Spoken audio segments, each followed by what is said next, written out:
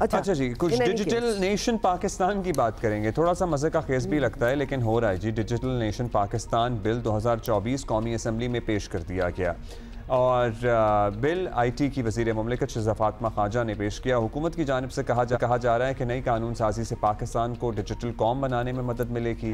Digital society, digital मईशत, digital governance को मुमकिन बनाया जा सका। बहुत अच्छी बात है, होना ही चाहिए। दुनिया हो गई है डिजिटाइज, लेकिन हमारा तो इंटरनेट ही नहीं चल रहा। कितना वैसे आई एम सॉरी, कितना अजीब ये बात लगती है। मैं आपको कल परसों ही बता रही थी कि I have just come back from abroad और मेरे लिए सबसे ज़बरदस्त बात ये थी कि मैं ट्विटर देख रही थी। मतलब कोई बेसिक चीज़ें, दुनिया कहाँ से कहाँ पहुँच गई और हम बेसिक चीज़ों पे लड़ रहे हैं। में शहज़ा फ़ातिमा साहिबा ने बताया कि बिल के फ़वाइद क्या होंगे। अच्छा चलें सुन लेते हैं। मकसद ये है कि हमने इसके तहत जो एक पाकिस्तान डिजिटल अथॉरिटी बनाएंगे वो पाकिस्तान का डिजिटल मास्टर प्लान बनाएगी कि हमने आगे आने वाले वक्तों में किस तरह से डिजिटल पब्लिक इंफ्रास्ट्रक्चर क्रिएट करना है। आप इकोनॉमी को देख लें, हमारे टैक्स सिस्टम उससे बेहतर होंगे, रेवेन्यूज जनरेट होंगे। आप इमेजिन करें कि आपका स्टेट बैंक का डेटा, FBR का डेटा, एक्साइज डिपार्टमेंट का डेटा जब इंटरऑपरेबल होगा तो टैक्स एवेजन में बेहतरी आएगी। मगर इसके साथ साथ हमारे लिए गवर्नेंस बहुत बेहतर होगी। इससे ट्रांसपेरेंसी आएगी, गवर्नमेंट सिस्टम ज़्यादा एफिशिएंट होंगे और जो सिटीजन एक्सपीरियंस है गवर्नमेंट के साथ, आज बच्चों को लंबी कतारों में खड़े होकर किसी की डॉक्यूमेंट्स अटेस्ट कराने पड़ते हैं। कोई जो हमारे एक्सपैट पाकिस्तानी हैं वो अपोस्टाइल जो है उसके मसाइल में फंसे रहते हैं। पासपोर्ट हो गए, ID कार्ड्स हो गए, ये तमाम चीज़ें जो हैं डिजिटाइज्ड और डिजिटल सिग्नेचर के साथ लॉक आपके फ़ोन डिवाइसेस के ऊपर आपको मौजूद होंगी। अच्छी बात है, आपने सारी चीज़ें गिनवा भी दी हैं शहज़ा फ़ातिमा साहिबा ने। बट ये बड़ी नॉर्म हो चुकी हैं बाकी दुनिया में। By the way it seems like हमारे लिए बड़ी एक पेशकश है और बड़ी लग्जूरियस चीज़ें। This is the norm. बिलाशुबा जदीद और तरक्की याफ्ता कौमों का मुस्तकबिल डिजिटल तरक्की से ही वाबस्ता है, लेकिन ज़मीनी हक़ाइक़ आपको पता ही है ना, वो ऐसा लगता है हुकूमत उससे शायद पूरी तरह हम आहंग नहीं है।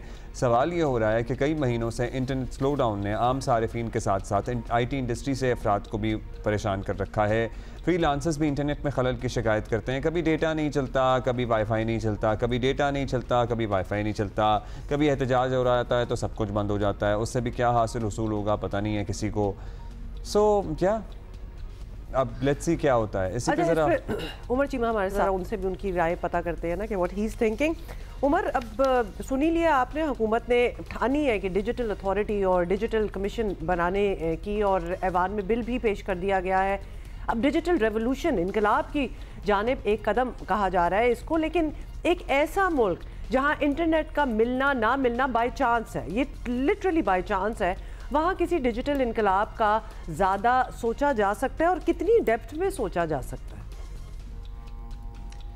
बात वैसे आपकी दुरुस्त है कि इस मुल्क में जहाँ के इंटरनेट मुयस्सर नहीं है उधर डिजिटलाइजेशन पर काम शुरू हो गया। अच्छा, और ये पहली दफ़ा कोशिश नहीं हो रही, इससे माजी में भी इस पर कोई कुछ काम हुआ और बिलखसूस PTI के दौर में जो इन्होंने कहा कि हमने जो हुकूमती दफातर हैं इनको पेपरलेस करना है, हर चीज़ को डिजिटाइज करेंगे। फिर उस काम के लिए जिसको लेकर आए थे वो जो खातून थी गूगल से, तानिया, उसकी भी छुट्टी हो गई और भी कोई एक दो लोग थे वो भी चले गए। अब शुनीद ये है कि उन्हीं को वापस लेकर आ रहे हैं। तानिया वो भी इस प्रोजेक्ट पर काम करेंगी और एक कोई डॉक्टर सुहेल हैं वर्ल्ड बैंक से, वो भी आ रहे हैं।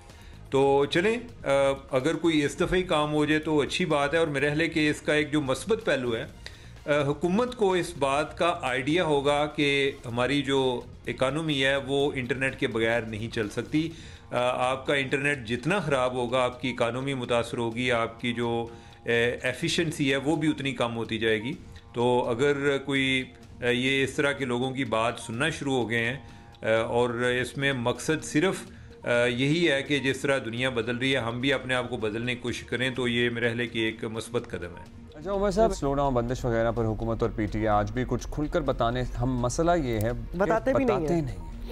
क्या हैं आपकी रिपोर्टें होती हैं ना लोगों की, आपकी क्या रिपोर्टें हैं कि कोई वेब मैनेजमेंट सिस्टम, ये फायरवॉल वाला काम चल रहा है, लग गया है, जो अब मिशन ये जाहिर कर रहे हैं, जो अहदाफ हैं वो इन्हें हासिल करने के करीब पहुंच गए हैं, या अभी भी हम उस आजमाइश की वजह से स्लो डाउन भुगतते रहेंगे?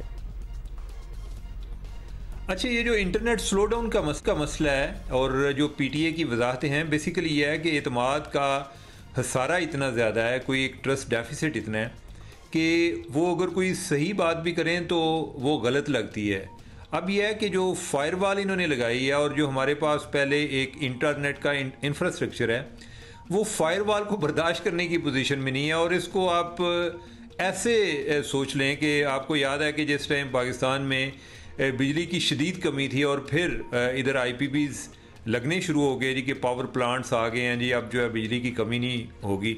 जब बिजली की कमी पूरी की तो पता चला कि हमारी तो ट्रांसमिशन लाइनें ही ठीक नहीं है, लोगों तक बिजली आपके पास है लेकिन लोगों तक बिजली आप नहीं पहुँचा पा रहे। तो अभी हमारी जो फाइबर केबल है उसके साथ भी कोई इसी तरह के प्रॉब्लम चल रहे हैं और जिसको इन्हें बहुत ज़्यादा संजीदा लेना चाहिए। हमारी मईशत बड़ी मुतासर हो रही है, एक ज़र मुबादला का एक अहम ज़रिया है इंटरनेट, और अगर उस पर हम कोई सुस्ती से काम लेंगे या कि एक सिर्फ जो आपसे इख्तलाफ रखते हैं उन लोगों को दबाने के लिए कि वो इंटरनेट पर मौजूद हैं, उसके बदले में आप बाकी लोग जो हैं उनका बिजनेस भी मुतासर करेंगे तो उसके नतीजे में पाकिस्तान भी मुतासर होगा। It's a tragedy definitely. अच्छा उमर, ये भी बताएं कि एक तरफ ये सब तो ऑब्वियसली हो ही रहा है और दूसरी जानिब पीका के तहत सहाफ़ियों के खिलाफ कार्रवाई भी शुरू कर दी गई है, तो एक बार फिर नज़र आ रहा है कि तनकीद इस हुकूमत को भी बर्दाश्त नहीं है, एक्चुअली किसी को भी नहीं है। हुकूमतों में जो भी आए रवैया यही होता है, तो ये रवैया तब्दील हो सकता है?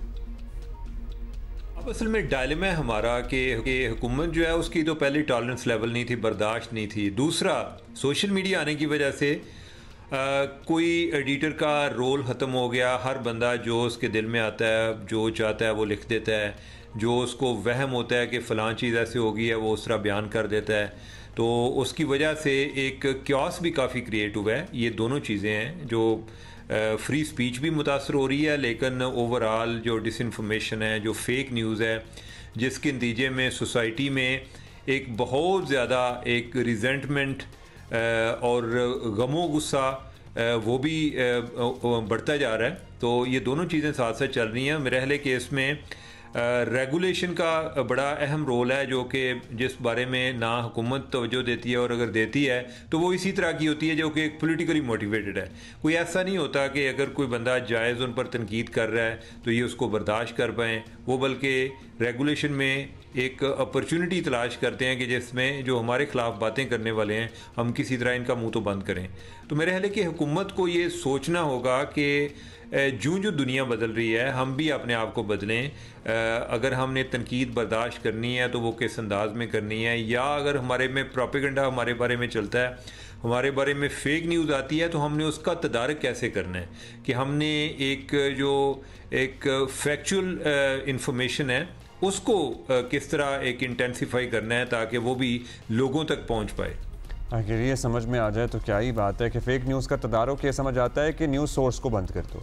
न्यूज़ सोर्स को बंद करके कभी भी फेक न्यूज़ का तदारुक नहीं हो सकता, फिर और ज़्यादा फेक न्यूज़ होती है, क्योंकि जो झूठ होता है वो उतनी ही तेज़ी से फैलता है जितना ज़्यादा आप सच्ची खबरों को और फैक्ट बेस्ड न्यूज़ को प्रमोट करेंगे उनका बहाव ज़्यादा होगा। मतलब आप अंदाजा करें ना, एक झूठ को फिर छुपाने के लिए कुछ 100 और झूठ बोलने पड़ेंगे, उनकी विजिबिलिटी ज़्यादा होगी, उतना ज़्यादा आप इसको काउंटर कर सकेंगे बजाय इसके कि चलो जी ब्लैंकेट बंद ही कर दो।